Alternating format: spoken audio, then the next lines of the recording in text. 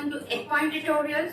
So the last video that we covered was the simplex method to find the optimization of a given question. Now that was the method that we used for maximization of our objective function. In this video we will learn a new method to solve when our objective function is in the case of minimization.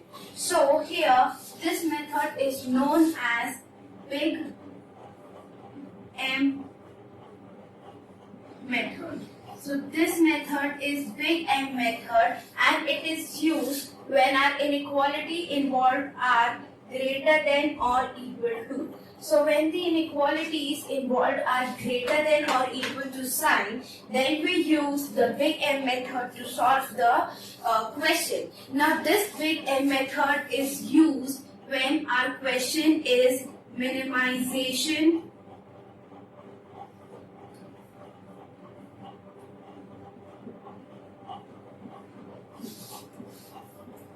of objective function. So this Big M method is used when we have to minimize our objective function, then Big M method is used and the inequality involved in the equation are greater than or equal to.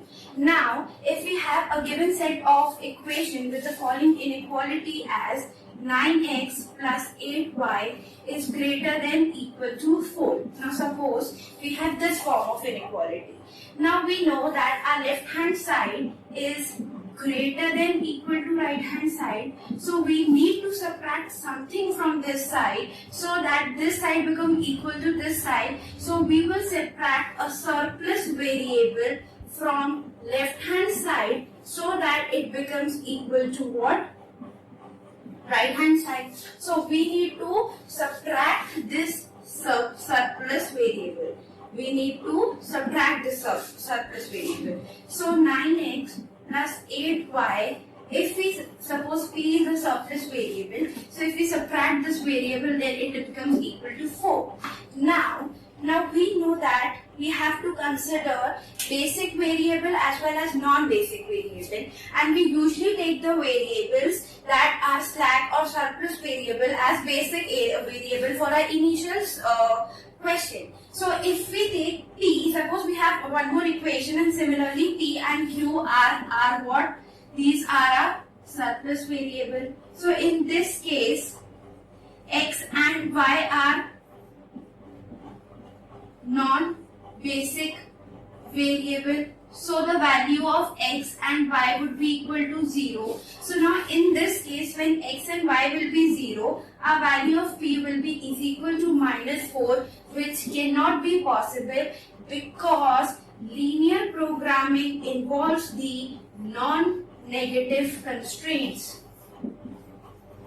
This means that the variables that are involved in the linear programming must be greater than or equal to 0 always. So this is a necessary. The first class only I have told that all the variables that are involved in the linear programming questions, all the variable will always be greater than equal to 0. So this is violating the principle of linear programming. So in case of minimization, we take another variable which is known as artificial variable in the constraint. So this variable is known as artificial variable and we take this variable also in this equation. So now if we consider the same equation and now we add this artificial variable and we get this value is equal to 4.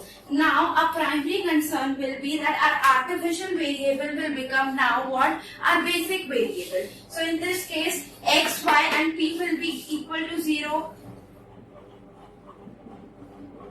If artificial variable is given, then this variable will act as a basic variable.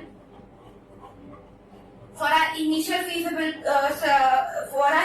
feasible solution, then after this surplus or slack variable, and after this other given set of variables will act as a basic variable. So this is the order that we have to follow. So So artificial will be for this case now, if we have these two variables present in our equation, so our artificial variable what will behave as a basic variable. So in this case the value of x, y and p will be 0. Now we get the value of a is equal to 4, which does not violate our law of linear programming, and hence we can solve the question by this method. So in the case of big M method, this method is used when we have greater than equal to or equal to sign, and this is the case when we have to minimize our objective function. Now in this case, when we have to remove the inequality sign, we have to subtract a surplus variable from the equation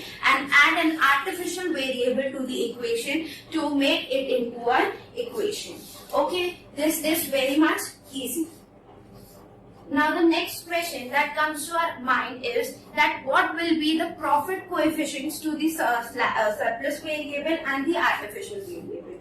Now in the previous method, simplex method that we have understood, the slack variables are similar to what? Surplus variable. Okay, these two variables are similar, only these variables are added to the equation, whereas surplus variable are subtracted from the equation. These two variables represents the idle capacity and they do not affect our objective function. They do not affect our objective function. They have no effect in our objective function. Hence, the profit coefficient for these two variables will always be equal to 0. So, if our objective function is like 5x plus 7y, then we can write it as a form of 0s1. Okay, if it is a slack variable, or it can be 5x plus 7y plus 0p if it is a surplus variable. Okay, is this clear? So the slack variable and the surplus variable are the same, only it is added to the equation when we have a case of maximization, and it is subtracted from the equation when we have a case of minimization. It is used when we have inequality of form of less than equal to sign, and it is used when we have equations, inequalities of greater than equal to sign. It is added, it is subtracted. Both represents the idle capacity and both of them does not affect our objective function. Therefore, the profit coefficient of these two, both the variables, will always be equal to 0. Now, we have to understand about the artificial variable.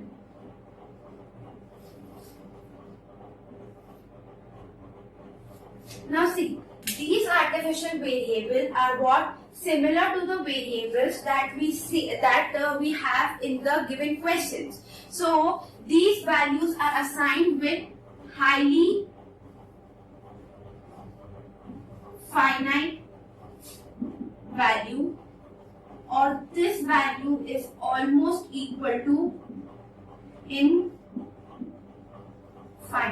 Okay, this value is almost equal to infinite. So the profit coefficient होते हैं artificial variable के, वो highly finite values होती है, that is this value is almost infinite. So when we have a question of maximization and this value is represented by capital M, that is why this method is known as big M method. So this highly finite value is represented by M. Now in case of maximization method, this M is equal to what? Minus infinity, and for minimization question, this value is equal to what? Plus infinite. Now suppose we have, now this is what? This is a profit coefficient. Now this whole term will be what? Is equal to M into A. This is the profit coefficient and this is the variable. Now we have this value is equal to what? Minus infinity. Suppose this value in case of the previous example we got it equal to 4. So now this into 4. This value will be infinite, which is very less and can be neglected from our objective function because minus infinity is very less value. Similarly, in case of minimization, this value is equal to plus infinity and we multiply by 4, we get value of plus infinity, which is very high value, and hence it is also neglected. So this is our purpose, that if we have the artificial variable present in our objective function in the last feasible solution, then we keep its value is equal to minus infinity or plus infinity, so that its effect can be neglected and we can find our optimum solution. This is the only purpose of the artificial variable. So artificial variable, so the profit coefficient for the artificial variable is highly finite value, which is almost equal to infinite, and this value is represented by a capital M. That is why this method is known as Big M method. Now this value in the case of maximization is equal to minus infinity, and case of minimization it is equal to plus infinity, because anything multiplied to the infinity we get it as infinite. Now in maximization, when it is equal to minus infinity, it is the lowest value that we can get for our optimal solution, and therefore it is neglected. And for minimization, it is the highest value, or it represents the highest value, and that is why it is neglected. So this capital M represents the highest value that we can ever think of. So that is why this is our purpose, and in this way we can solve the three different variables that are introduced in a question. Now, thus all the questions that we have for Big M method will always give us the feasible or the optimal solution? No. See, if any artificial variable is still present in the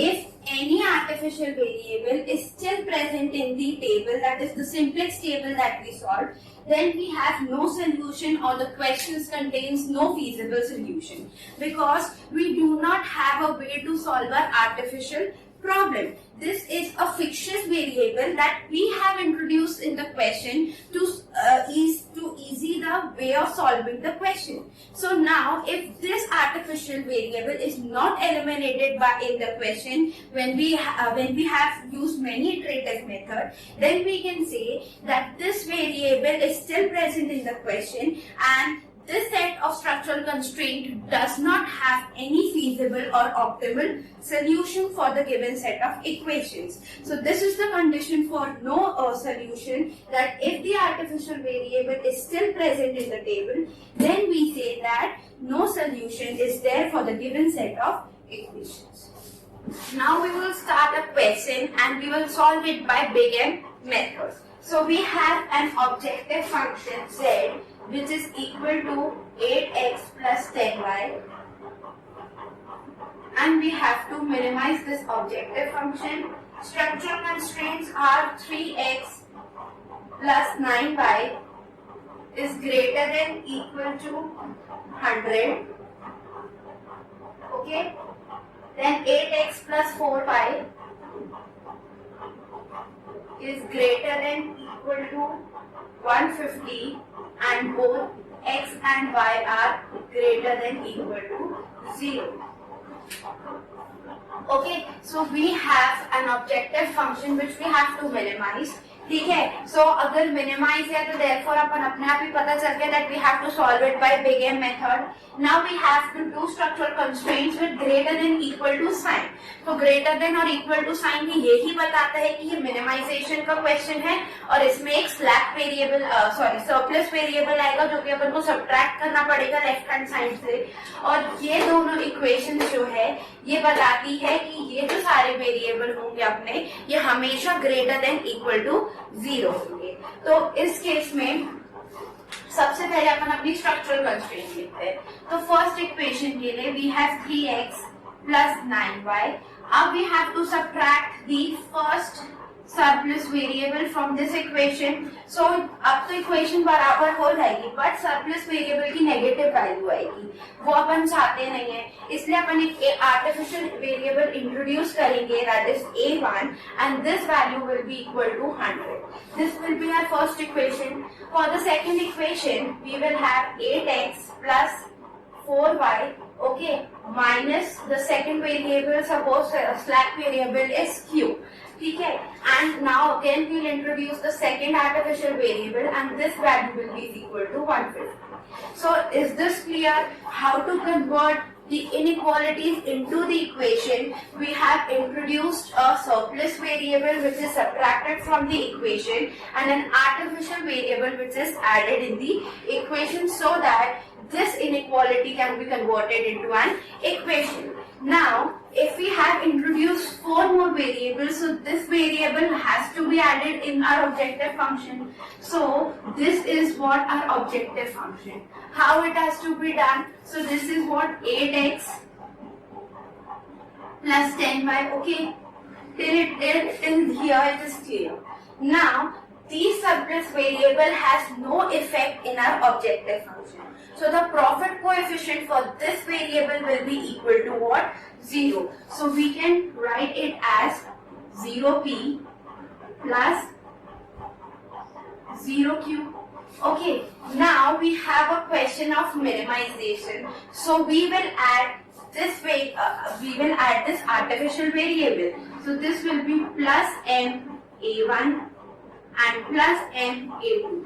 These a1, m and m are what? The profit coefficient. If the same question was of minimization, then we have the objective function as 8x plus 10y plus 0p plus 0q. If it was of maximization, then we have to subtract these variables. As I've already told it, because why we have to subtract these variable? Because n की value what? Tends to infinite. Okay, so this will be minus infinite, this will be minus infinite, और ये वाले जो term होते ये बहुत छोटे हो जाते, इसलिए अपन इन term को neglect कर सकते थे अपने objective function से. So इसलिए जब maximization का होगा इनके सामने minus m आ जाएगा, और जब ये minimization का है तो इनके सामने plus m आता है. Okay. So now we have got our equations. We have got our equations. We have got our objective function, and we have x, y, p, q, a1 and a2 all greater than equal to 0. So now we can rub this side, and now I will start with the table. Now see, we have two equations, so we will have two basic variables now, and we will give priority to what? Artificial variables. So our first set of basic variable will be what? A1 and A2. So starting with the basic variable, okay, here will be the profit coefficient, here will be the capacity, x, y, p, q, a1, a2, and we have replacement ratio. Okay, now basic variable are what? A1 and A2. Okay, now profit coefficient of A1 and A2 is plus n, and this is also plus n. Now we have to write the capacity. Now since we have what? A1 and A2 as basic variable, so all the variables now in the question will be known as what? Non-basic variables, and the value of non-basic variables are always equal to 0. So here x, y, p and q are non-basic variable, and the value of non-basic variable is always equal to 0. So here these values are equal to 0. So from here we get A1 is equal to what? 100, and we get A2 is equal to 150. Now we'll write the coefficients of x. So this will be 3 and 8. Okay, from these two equations, this will be 9 and 4. Value of p will be here minus 1, and we do not have any p term here, so the value of it will be 0. Okay, then for q we don't have any q here, so this will be 0 and this will be minus 1. We do not have a1 here, so this will be 1 and 0 and this will be 0 and 1. So we have this table. Now our second step was to find jz, so this is what? Summation of PCI into AI we do it, or XI in this case we say. Okay, so this will be 3m plus 8m, this will be 11m. Okay, 9 plus 4 is 13m this is minus m, this is minus m, plus m and plus m. Now we'll write the profit coefficient above, okay, on the top of this. So this will be 8, 10, 0, 0, m, and this is also m. Okay, so this will be 8. Now we get net evaluation row. So this is what? 8 minus 11m. Okay, for this it is 10 minus 13m. Okay, for this it is plus m. This is also plus m. M minus m is 0 and this is all 0. Okay, now we have to understand in the case of minimization. So see, what does net evaluation row tell us about? So the net evaluation row tell us the net potential profit or loss, yeah, that is we can reduce the amount in the objective function. Okay, when 1 unit of the incoming row is exchanged with the 1 unit of the outgoing row. So in the previous question that we did in the previous video, we have the case of maximization. So we used to find the maximum positive value that we can have in the net evaluation row, and that much profit we could get if we have exchanged 1 unit of the incoming row with the outgoing row. Is it clear? So for maximization अपन ये देखते थे कि कितना अपन को एक unit के change से कितना मैक्सिमम प्रॉफिट अपना बढ़ सकता था. इसमें we have to reduce the amount. तो इस केस में अपन हाईएस्ट नेगेटिव वैल्यू देखेंगे जो कि अपन लेंगे ताकि अपना ऑब्जेक्टिव फंक्शन इतने अमाउंट से रिड्यूस हो सके. तो इस केस में अपन को अपना मिनिमम या ऑप्टिमल सोल्यूशन कब मिलेगा? जब अपनी सारी वैल्यूज नेट इवैल्यूएशन रो की आइदर पॉजिटिव हो जाए या फिर 0 हो जाए. तो सबसे पहले अब अपन क्या करते हैं? Now in this row, it is difficult to recognize that which value represents the maximum negative value. So we will see the profit coefficient first. So these are 8 and 10 over here. Now we know that this m coefficient is this is the highest positive. This is highest finite value we can say. So let us consider. We will consider the value of m in such a way that it is greater than these two profit coefficient. Okay, so let us consider m is equal to 20. Since m is equal to 20, it is greater than both 8 and 10. So we have considered the value of m such that it is greater than the profit coefficients of the given variables. So if it is 20, then we get this as minus 212. Now over here, if we substitute m is equal to 20, we get this value as minus 250. This value is plus 20, plus 20, 0 and 0. Now here, we have to select this. This is our what? Key column. Okay, and we can also check that these two are what? Basic variable, and we have identity column under these column heads. Now, we have to calculate the replacement ratio. Now how to calculate the replacement ratio? These values are divided by what? The key elements, respective key elements. So this is what? 100 by 9, so it is somewhat 11.1, and we have 150 by 4, so this value is somewhat 37.5. Okay, so this is 11.1 and we have this value as 37.5. We have to select the minimum value. So 11.1 is a minimum value. So we will select this row as what? Our key row. So this is a key column and this is a key row and this is our key number. So here our optimal solution. So for here we have x and y is equal to 0. So for here our profit is equal to 0. Hence this cannot be our optimal solution, but it is our initial feasible solution. Now moving on to the next part. So again we have basic variable, we have profit coefficient, we have capacity, x, y, p, q, a1, a2 and the replacement ratio. Now we have to replace a1 by y because this will be now our incoming variable and this is what our outgoing variable. So here we will introduce y. Okay, here it is a2 only. Profit coefficient of y is 10 and that of a2 is n. Okay, now we have to calculate what? we have to calculate the key row elements. ठीक है? How we used to calculate our key row elements? We have to divide each and every element of the key row by the key number. So here we have key number 9. Okay, when it is divided, it is what? 11.11. Okay, 3 by 9. We get this value as what? 1 by 3.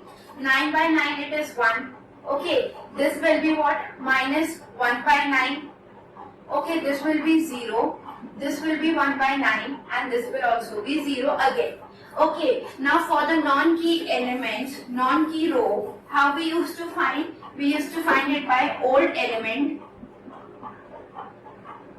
minus by minus corresponding element in key row multiplied by key column element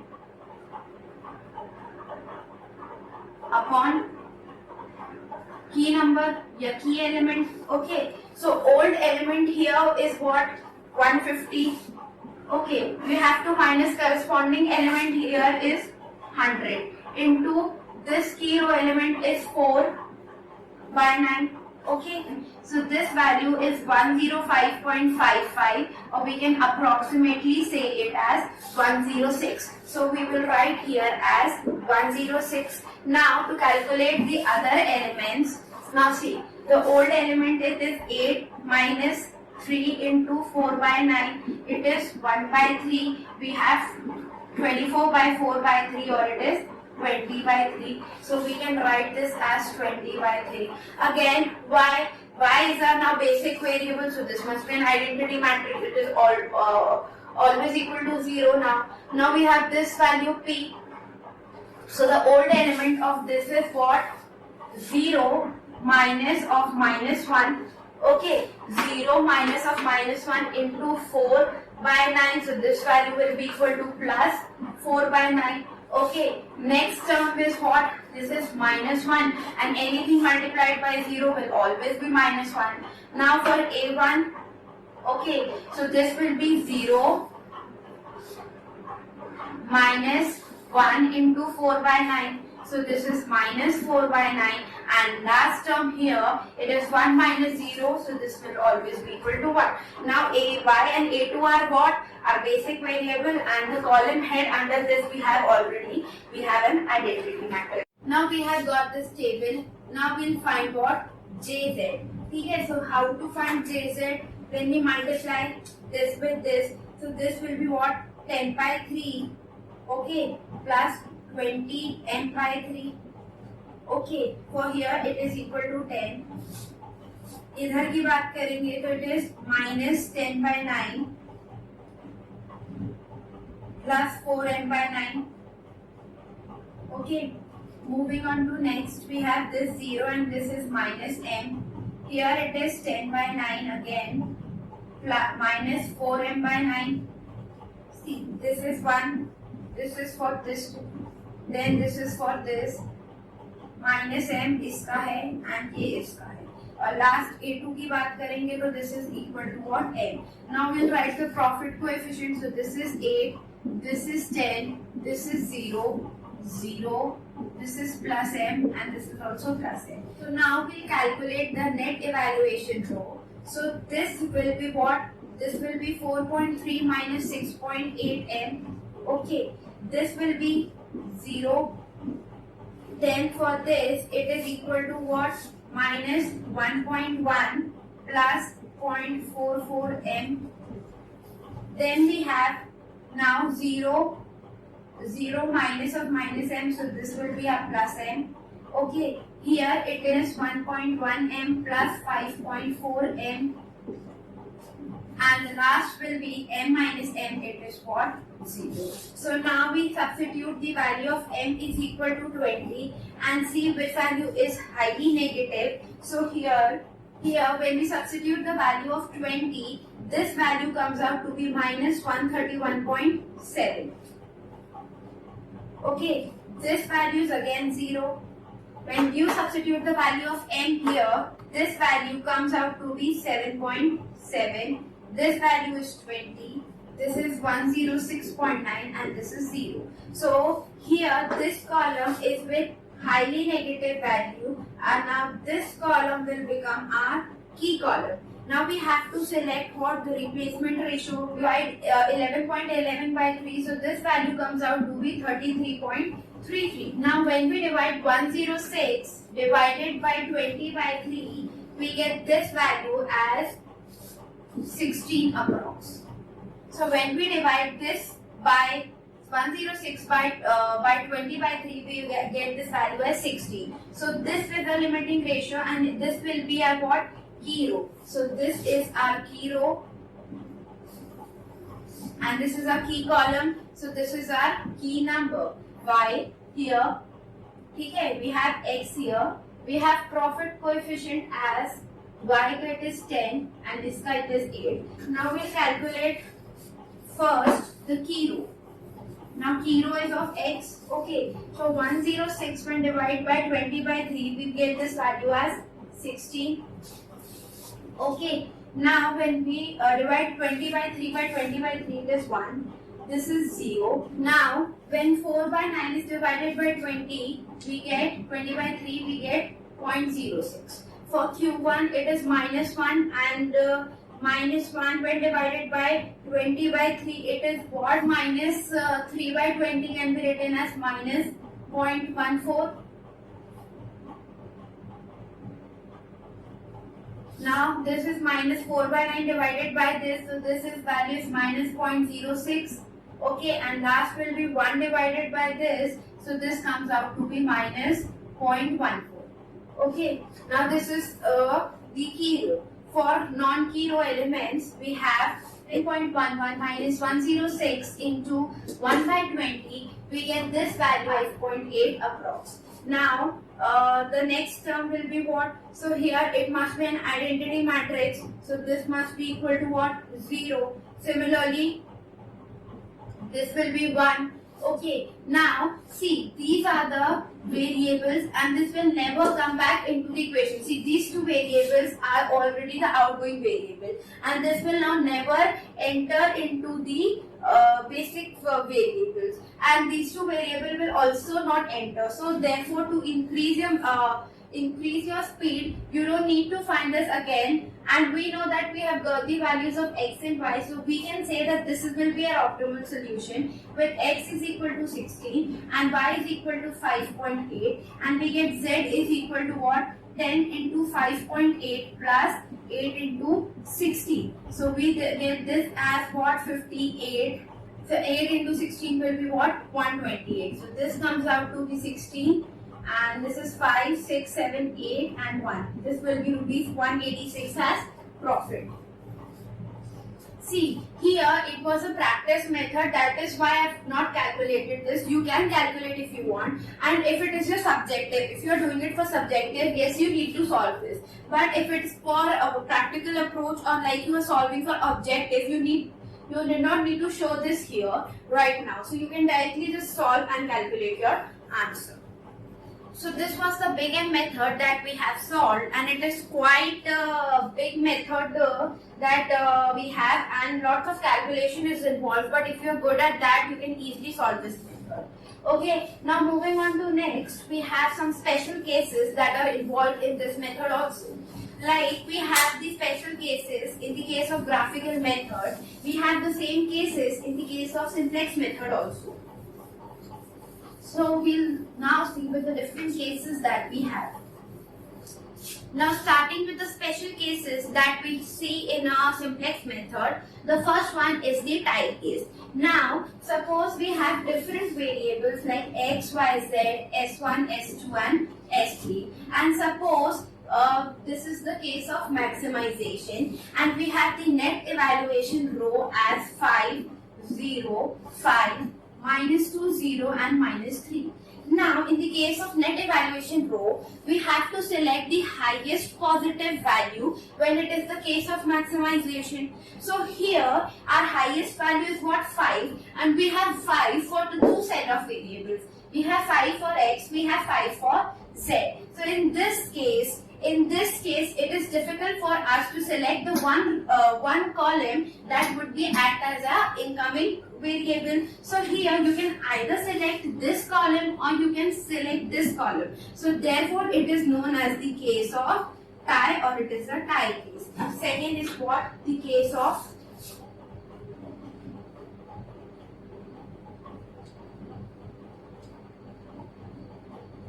degeneracy. Now in the graphical method, we used to say that a degeneracy condition is that when one of the structural constraint does not take part in your optimal feasible region, then we used to say that it is the condition of degeneracy.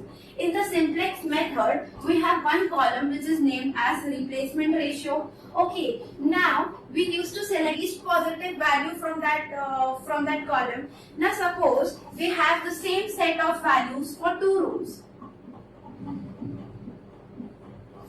Now suppose for two rows we have the same set of values. Now in this case you can either select 230 of the first variable or 230 of the third variable. So here we have to select one and we have to reject the other one. So here the condition of degeneracy arises where we have to select one value and we have to reject the other value. Now coming on to next, the condition of infeasibility or no solution.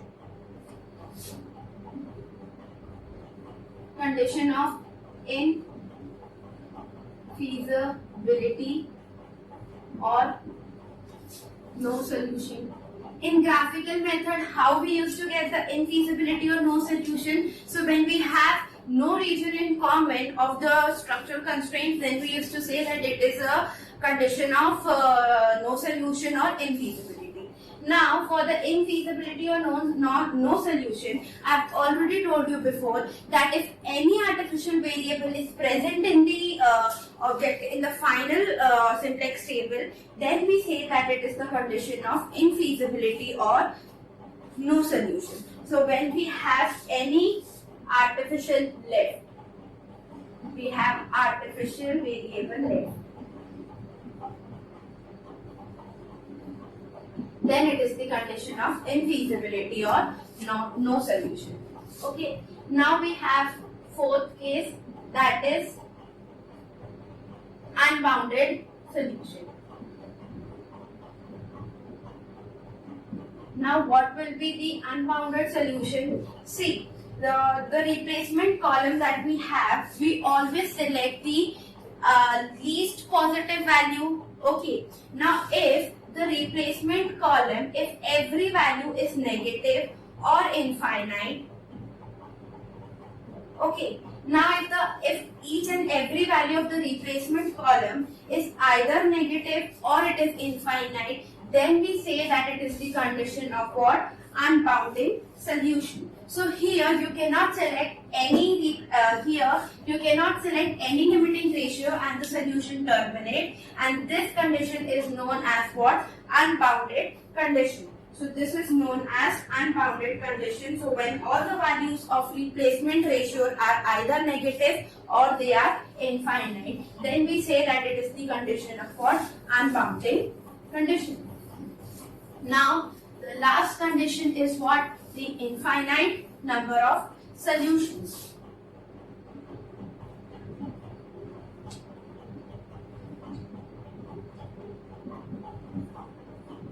Now the last is the infinite number of solutions. So how can we get the infinite number of solutions? See, what does net evaluation row tell us about? So the net evaluation row tells us that what will be our increase or decrease in the profit when we exchange 1 unit of the outgoing variable with the 1 unit of incoming variable. Okay, मतलब 1 unit से क्या change आएगा अपने को वो objective function में, उसको अपन किससे बताते हैं? नेट इवैल्यूएशन रो. और अगर अपने जो सारे नॉन बेसिक वेरिएबल है, नॉन बेसिक वेरिएबल क्या होंगे? जो टाइम के साथ अपने बेसिक वेरिएबल बनकर सोल्यूशन में एंट्री लेते हैं. तो अगर अपने सारे नॉन बेसिक वेरिएबल 0 हो जाते हैं तो उन केसेस में अपना ऑब्जेक्टिव फंक्शन हमेशा सेम होगा. अपन किसी भी वेरिएबल को अगर अपन अपने सोल्यूशन में एंटर करवा देंगे तो भी उस केस में क्या होगा? अपना ऑब्जेक्टिव फंक्शन चेंज नहीं होगा. मतलब डिफरेंट वेरिएबल्स के लिए भी अपन को सेम आंसर ही मिलेगा हमेशा. कैसे? See, we have different variables as X, Y, Z, S1, S2 and S3. Now suppose we have S1, X and Y as basic variable. अगर ये basic variable है मतलब Z non basic variable है और अब suppose कि net evaluation रो जो है वो Z की 0 हो गई, S1 की भी 0 हो गई और S2 की suppose 0 हो गई और S3 की 5 है. ओके, -1 पे. ओके, Y ये भी 0 हो गए. ठीक है. नाउ अब इस केस में we have to select the highest positive value जो अपने पास नहीं है, पर अभी Z जो है वो सोल्यूशन में एंट्री नहीं है. तो अगर अपन Z को सोल्यूशन में एंट्री देते भी है तो वो कितने का प्रॉफिट चेंज करवा पाएगा? That is of ₹0. मतलब अगर Z सोल्यूशन में आए या ना आए, still we get the same profit and that will be our optimal answer. What is infinite number of solution? So जब भी अपन को net evaluation row non basic variable की जब सारी 0 हो जाएगी, तब introducing them into the solution और not will affect the our objective function. तो उस केस में अपन को हमेशा सेम ही ऑब्जेक्टिव फंक्शन की वैल्यू मिलेगी and that will be an optimal answer. So in this case we have no effect on the optimal condition. So here we have seen the 5 basic special cases that we have seen, and these cases are very familiar to us. Only we have to understand and we have to solve it in the different way that we can do. So here I end up my session today.